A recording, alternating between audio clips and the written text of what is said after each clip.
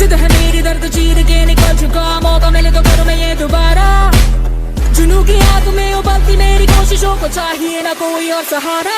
जग्गा जित्तिया ते मिलन बधाइयां, जग्गा जित्तिया, जग्गा जित्तिया ते मिलन बधाइयां, जग्गा जित्तिया, जित्तिया ते मिलन बधाइयां के आया है फतेह करके।